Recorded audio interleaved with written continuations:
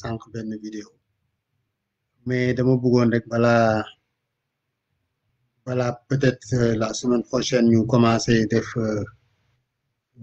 waxtaan nga xam ni li ma ci bëgg a def rek mooy attirer attention tous les acteurs politiques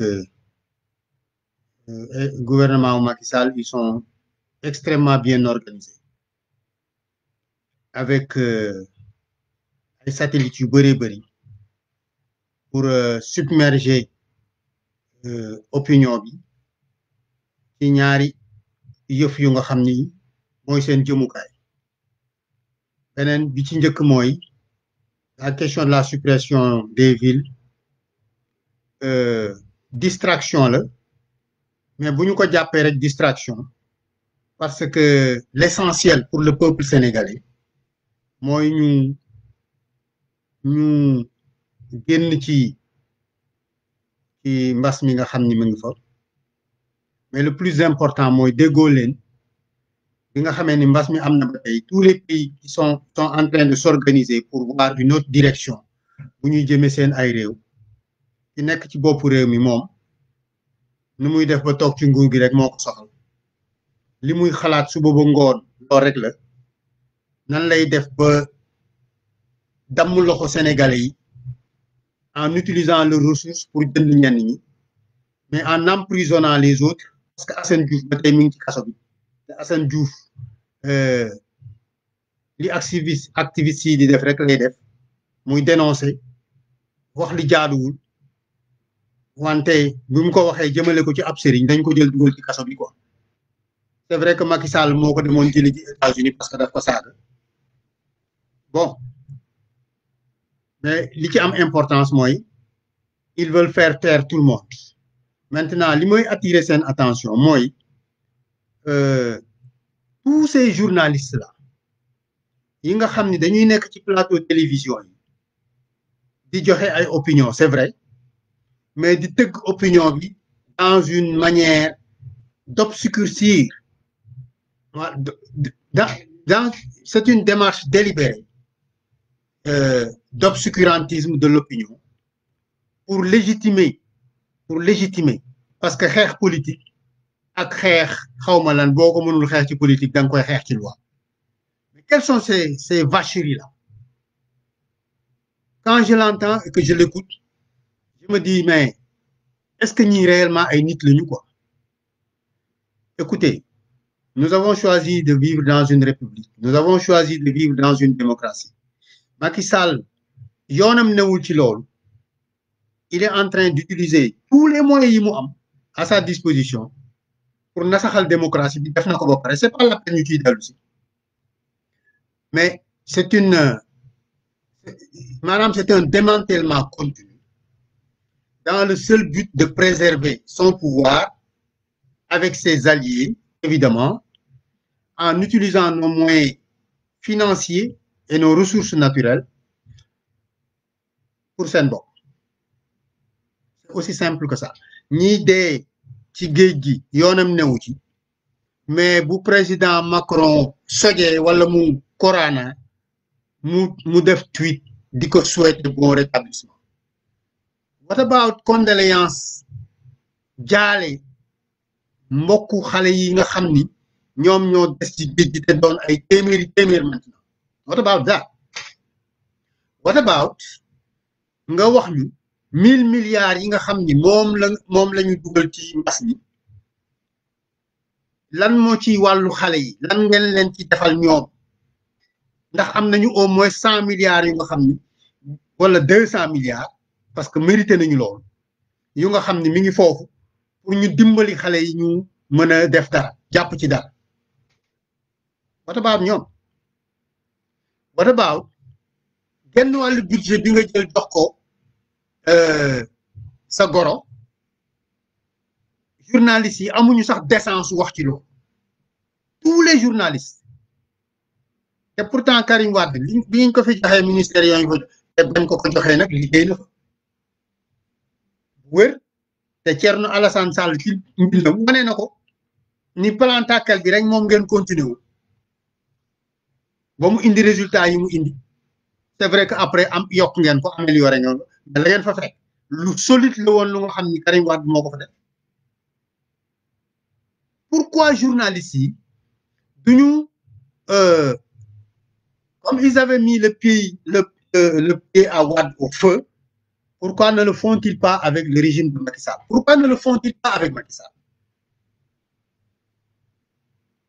c'est vraiment dégueulasse li may gis ni du Sénégal écoutez-moi bien li ma leen di wax nii fexe leen bu ngeen toogee ñuy dox ci seen xel di leen wax ay troisième mandat di leen wax ay 2024 di leen wax ay élection locale mënul am sax ci bi wala ci xëy na buy am ci fin bi lay am ngeen toog di xool seen warugar léegi mooy waa ji ngeen jëlee ko fi ak nu ngeen ko fi mën a jëlee parce que finalement delay bi ngeen di delay nii pour confronter ko mais ci musiba rek la ñu gën a jëm te waa ji amul lu muy rus amul lu muy jomb yoonam nekku ci lu ko neex dina ko def te bu ngeen toogee di seetaan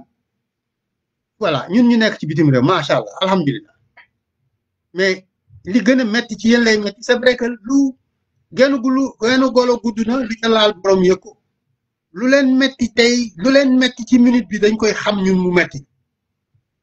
ñi ngi def li ñu mën depuis des années pour jàppale suñu réew tous les enfants à l'extérieur du Sénégal le font amul xaj ak seen ñi nga xam ne sax dañu cee ànd ak nguur gi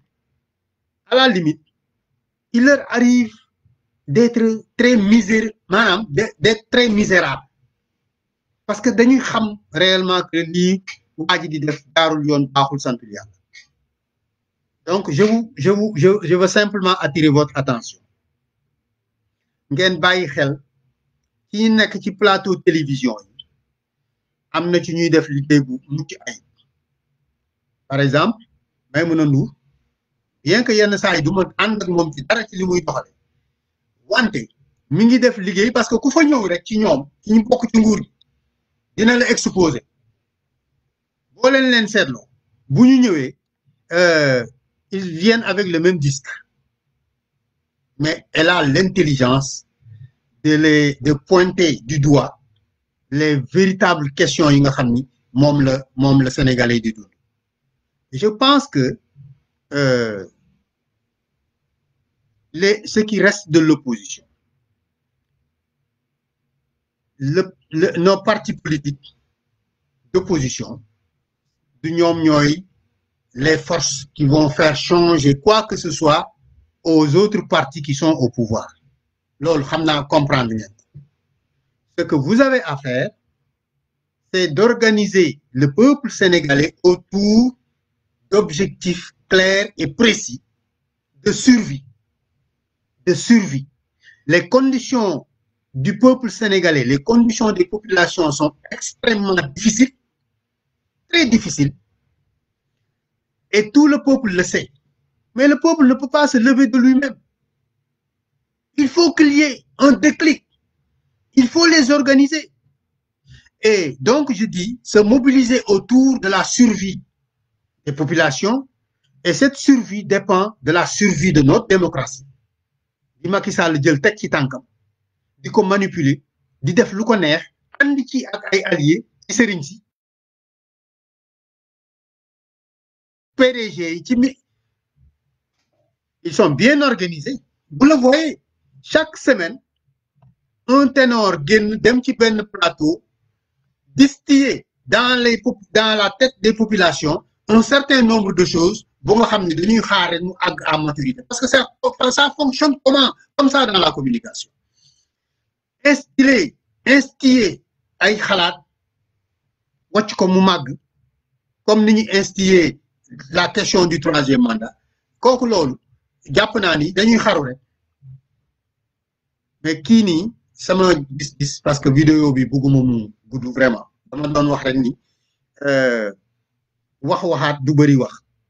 fexe ba nit ñi xam lan la ñu war a def rek moo tax ñu fexe ñuy bëgg di leen wax Khalifa Sall mi ngi jógaat na mi ngi liggéey parce que xam na li xew mi ngi waxtaan ak nit ñi mi ngi waxtaan ak les leaders li ma leen di avertir rek mooy ne faites jamais maintenant une coalition électorale tant que xamu leen datu élection bi te même bu ngeen ko xamee na ngeen bàyyi ba mu jege ba nga xam ni jege na nag wa illaa des na weer wala ay ñetti semaine boog balaa ngeen di déposer seen ay liste wala bu ngeen ko balaa ngeen di déposer seen ay liste te yaakaar naa ni période bi ñaari weer